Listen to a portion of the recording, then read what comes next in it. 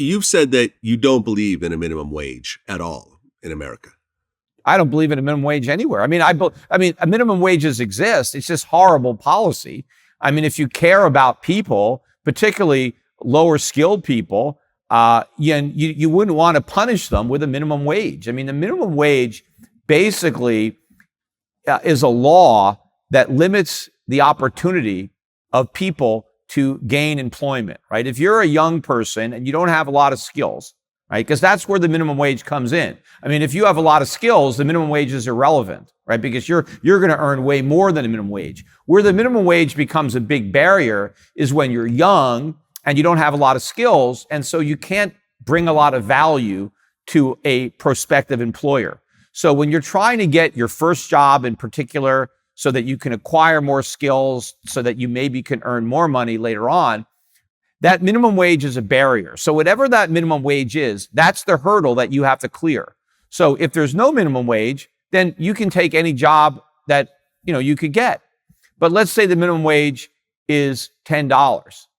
Well, you have to go to an employer and you have to convince him that if he hires you or she hires you, that you will contribute more than $10 an hour of value to their business. Well, let's say you can only contribute $8 an hour of value. You're not going to get that job, because why would somebody hire you to lose money? Nobody is in business to lose money. Everybody has a business, they want to make money, and they only hire people who will help them make money. They're not going to hire people to help them lose money. But if I can deliver $8 of value, and if the minimum wage is only $6, hey, I can get a job and everybody wins. But the higher they make the minimum wage, the more people get priced out of the market. So we don't want a minimum wage. We want people to be free to take the best job they can get. We don't want to make a law that says, hey, if you like this job and you're willing to work for X amount of dollars, if that's better for you than unemployment, you should be able to make that choice as a free human being. The government takes away that choice, and so you're stuck in unemployment.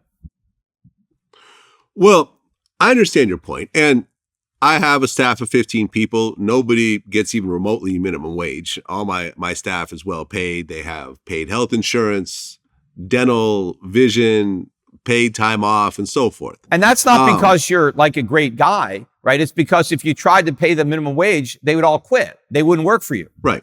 Yeah. So right. It's the free market. I have to stay competitive. Yeah. Yeah. I understand that if I pay people too low, they'll quit and find a higher paid, paying job. I get it. And I remember this was maybe 15 years ago. I was dating a girl from Indonesia. And at the time, there was these protests. It was all in the media that the Nike plants in Indonesia weren't paying the workers a very high wage and so forth. So Nike ended up closing down all the plants. And I remember speaking to her about it and saying, so what do you think? She goes, well, now everyone's out of work. And, they went and found a place where they could manufacture what they want to manufacture at the price that they want to, they feel is fair in terms of paying. What probably happened, right, to those unemployed Nike workers is they ended up taking their next best alternative, which was a lower paying job than the one they had at Nike. Because when Nike, opens up a factory, they don't go out into the streets, with guns and nets and grab people and force them to work. They just advertise the jobs. And if people come and accept those jobs at those wages, it's because that's the best job they can get. That's the highest wage anybody was willing to pay them. And so it's ridiculous for somebody to say in America that that's not a high enough wage. We don't even understand the cost of living over there, because you always have to look at wages relative to your living costs. What are the rents over there? What does food cost over there? We can't use our standards to say, oh, these people are underpaid. We don't know how far that money goes in their town. And of course, people are smart, right? They are not going to accept a job if there's a better alternative. They're going to take the best job they can find. And what we did is we took that away from them. And we forced them by getting on this moral high horse and pretending that we're so, much better. Oh, we're morally superior. We think this is terrible, right? And so now Nike, in order to, show how virtuous it is, it closes down that plant. And now all these people are in worse condition than before, but everybody feels good about themselves because, oh yes, see, they're no longer exploiting these people. So now they're earning even less money in a job that they'd rather not have, but now they don't have the option because Nike's gone. Well, but I do feel that there is a role for government when it comes to, employment regulation. Like, for example, during the Industrial Revolution, I mean, when it was a complete free-for-all, you had children working 7 days a week, people working 80 hours without being paid overtime, dangerous work conditions and so forth. I feel that there is a role for government to take to set up, if not a minimum wage, then a minimum set of standards that every employer has to follow. Again, I have to deal, I have an HR person that has to deal with all the various compliance and make sure that everyone's treated fairly. And for example, I tell my employees, listen, you work 40 hours a week. Every hour you work after that, you get paid time and a half.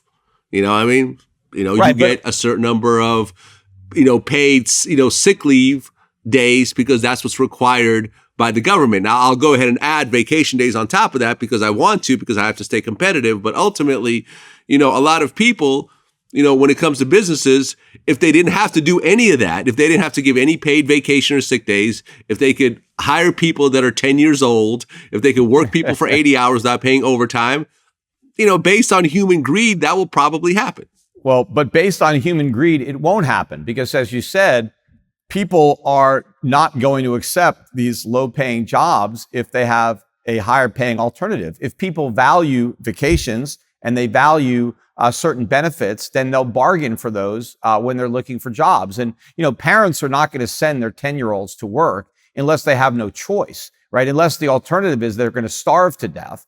And so, is it better that your child starve or have a job? I mean, that was probably the circumstances that existed back then. And, a lot of people in the U.S., when, they started working in these, poor conditions in factories, it's because they left even poorer, more hazardous conditions on the farm. Work on the farm was, very difficult and very hazardous, and people chose to leave those jobs and take these factory jobs. So it wasn't like, it was a step down. If it was a step down, they wouldn't have taken the step. And it wasn't government or labor unions that resulted in children no longer having to work. At one time, women didn't have to work. I talked about my grandfather. My grandmother never had a job because my grandfather could support her. Now, if he couldn't support her, well, she would have worked. But, and back when men couldn't support their wives, they did work. And when they couldn't support their children worked. But as capitalism increased the productivity of labor by providing workers with tools, people became more productive. And that's what led to children no longer working. That's what shortened the work week and led to the weekend and led to fewer hours being worked. It was a natural consequence of capitalism improving the standard of living of everybody involved. It wasn't because of government. Government tried to take credit for it. If anything, government slows it down. We would have made even more progress but for the government interference. But government always wants to take credit for the good things that capitalism does, and then they always want to blame capitalism for their own failures. Well, I mean, you have things like insider trading and so forth. If there was no government regulation at all of this, you would have a financial mess. No, if people could just, in a pure capitalistic society where everything goes as long as it makes money, I don't know if I'm 100% for it. It's probably, the insider trading laws probably make it worse. If we didn't have insider trading laws, the inside information would be disseminated much quickly into the marketplace and stock prices would adjust much quicker. The reason that you even have opportunities with insider trading is because it's illegal. And then you have a real incentive to try to trade on insider information. It's just like the war on drugs, right? If drugs were legal, right? If, not just marijuana, but cocaine or heroin, if all these drugs were legal, the prices would be much lower, and the quality would be much higher if they were manufactured in a legal environment.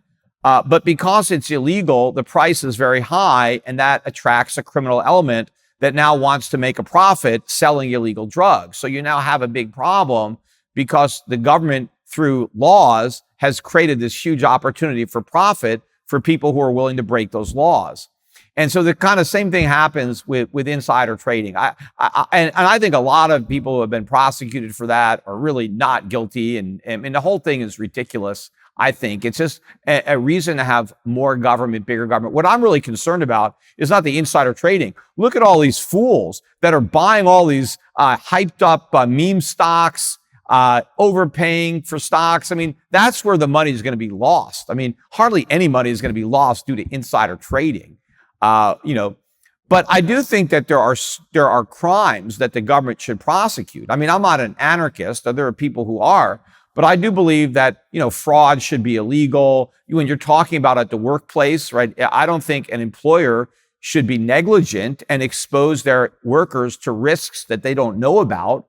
But there are a lot of jobs that are risky. And, you take a risky job, you get paid a lot more money for assuming that risk. I mean, there's a lot of risk working in a coal mine, but people do it despite the risk because they get paid a lot more than if they took a job that was safer. But, if there's an unknown risk that maybe your employer cut corners and didn't tell you about, oh yeah, government can come in and there can be punishments for doing that. But, to say that, an employer has to provide, a certain type of working experience. No, I mean, you sign on to that work experience. Going in, hey, this is the environment that I'm going to have to work in. Do I want to work in that environment? Is the pay high enough, for me to want to do it? Or am I going to look someplace else? Maybe I'll take a lower paying job, but that's not as hazardous. It's a more comfortable environment for me to work in, and there are people that, hey, I want vacations.